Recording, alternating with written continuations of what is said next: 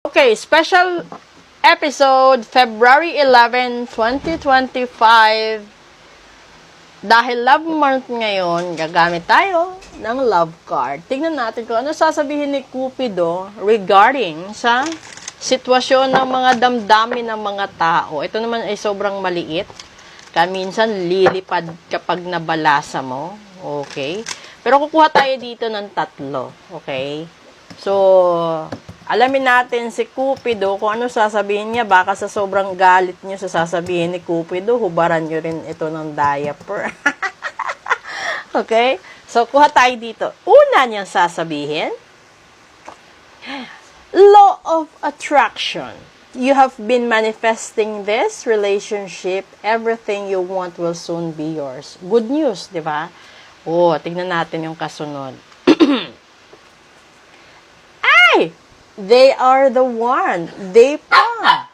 You have already met the romantic partner you seek. Ay, natagpuan mo na daw siya. Pero ang sabi niya, they are. So, ibig sabihin, marami. Unrequited feelings. There is not enough love to keep this relationship going in a healthy way. Naku, bakit ganito? Sad naman. Okay, ang sama naman ni Cupido. Sinimulan sa maganda, tinapos sa madugong damdamin. O, ngayon, alam niyo kung bakit ko sinabing madugo. Kasi, sinabi niya kanina, yung matagal mo nang hinihiling na tao or isang relasyon ay mapapasayo. 'Di ba? Sinabi niya dito, mapapasayo. Sa kalagitnaan, they are. So, ibig sabihin, marami. Marami. So, nakikita ko dito yung third party, quadrangle, hexagon na relationship. Tapos, dito, sinabi niya sa dulo, na hindi sapat ang pagmamahalan para mag-hold on sa isang relasyon, which is true. Kasi alam mo, nangyayari yan sa mga panahon na magbibigay ako ng example. Okay. May mga tao na may gusto silang taong mapakasalan, makasama, pero hindi sila gusto ng taong ito. Alam nyo yon, yung gusto mo pero hindi kanya gusto. 'Di ba? Tapos gagawa ka ng paraan na mapapasayo siya. It might be a male, a female, an LGBT. Ito yung panahon na parang violation na siya sa legit na patakaran ng pag-ibig. Kasi yung pinakamahirap matanggap is kabiguan. Ayaw mong mabigo at ayaw mo na mapunta siya sa iba dahil napaka-possessive mo at obsessed ka sa taong yan. Nagagawin mo lahat, kahit desperate act, mapasayo lang siya. Ngayon, kung nagtagumpay ka doon, no, nagumawa ka halimbawa ng bagay na hindi kaaya-aya, isa dito sa hindi kaaya-aya na aksyon, hindi lang isa, no? Kung sa babae, magpapabuntis ka para ikaw yung pakasalan. Pag sa lalaki naman, bubuntisin mo para hindi rin siya makasal sa iba. Tapos, dito lumabas na maliban pala dito, no, nung nalaman mo na nabuntis mo siya or binuntis mo siya or nagpabuntis ka, hindi rin pala worth it yung taong binuntis mo or yung taong nagpabuntis sa'yo.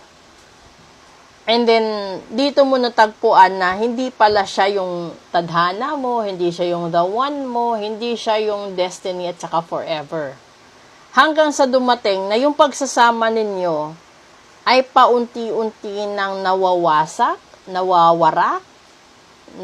Tawag doon, parang bubblegum na nawawalan ng lasa, parang bubblegum na nawawalan siya ng passion, ng init, hanggang sa 'di ba lumamig na at hindi na kayang i-hold on ang relationship. Kasi yung iba dito nasa punto na nagsasama na lang alang-alang sa anak, nagsasama na lang alang-alang sa buhay. Kasi yung iba, kahit sinasaktan na sila, ayaw nilang umalis dahil alam nila na kapag bumitaw sila, hindi nila matatanggap na magiging masisira yung buhay mo, lalo na kung yung napakasalan mo is mayaman.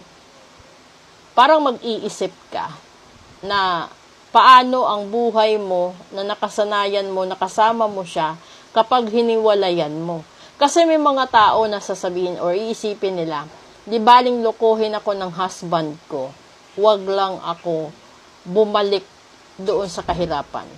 Or wag lang akong mapahiya sa mata ng ibang tao. May ganun. Tapos yung iba, meron na naman sasabihin nila na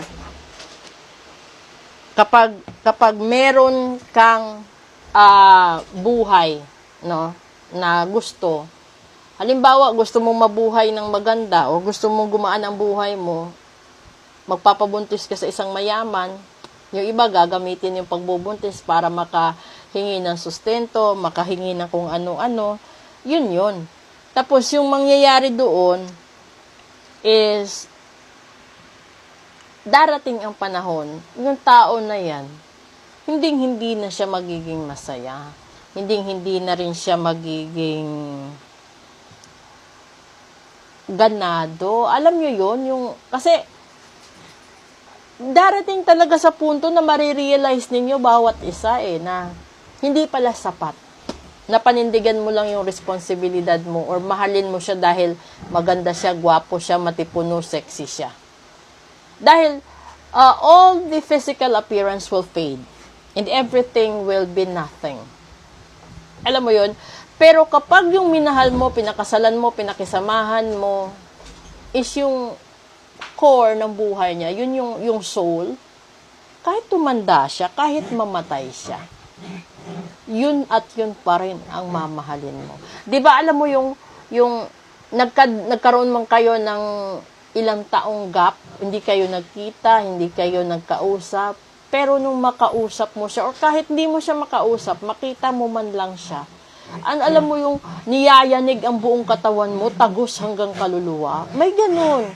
So, yung pinag-uusapan ulit natin dito is natural way lang po ito. Pero kung kayo po yung tipo ng tao na yung mga asawa ninyo, yung partner ninyo, ginayuma kinulam, ay ipatanggal nyo para mabawi nyo. 'Di ba? Kaya nga magpapareading kayo para may mga options kung ano yung magandang mangyari, anong dapat gawin. So kung gusto nyo pong i-fix yung sitwasyon or ng relasyon ninyo, message po kayo ngayon kasi sayang ang oras. Okay? So, ito yung sabi ni Cupido. Aabot kayo talaga sa punto na hindi na sapat ang pagmamahalan ng bawat isa at pagtingin ng bawat isa para magtagal pa ang relasyon at pagsasama. Okay? Proceed tayo sa English episode. Maraming salamat po.